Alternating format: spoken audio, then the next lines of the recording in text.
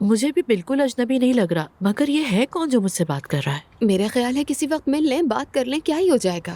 کام کے بغیر آپ بھی کہاں رہ سکتی ہیں. ہاں دیکھ لوں گی، اگر سمجھ میں آیا تو پھر مل لوں گی. بالکل ٹھیک کہہ رہی ہیں. عمر انکل کیسے ہیں؟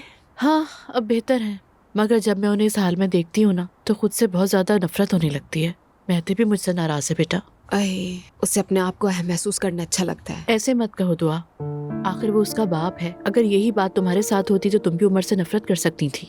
کہہ تو آپ ٹھیک رہی ہیں. اسی لیے میں اسے کچھ نہیں کہتی، جلدی اس کا غصہ ٹھنڈا ہو جائے گا. اس پاگل آدمی کی کوئی خبر ہے؟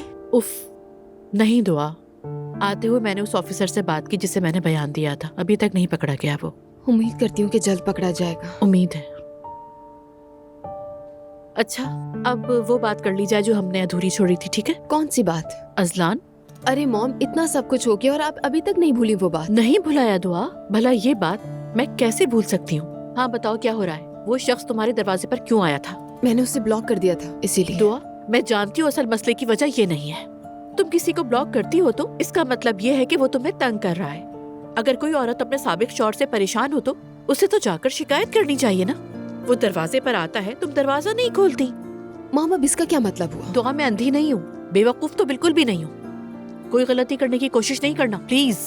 ممکن نہیں ہے کچھ ایسا. دیکھو اس وقت تم پانی سے نکلی مچھلی کی طرح ہو، غلطی کرنے کا امکان زیادہ ہوتا ہے اور ازلان اسی کا فائدہ اٹھانا چاہ رہا ہے. بس جویریہ کے حوالے سے بات ہوتی ہے ہماری، اب بے فکر رہیں. اچھا پھر امید کرتی ہوں دوبارہ چوروں کی طرح دروازے پر نہیں آئے گا وہ. مطلب نہ ہی آئے تو بہتر ہے. نہیں آئے گا. پرنسس نور بیٹی کی وجہ سے آج ہمیں بہت اچھی آمدنی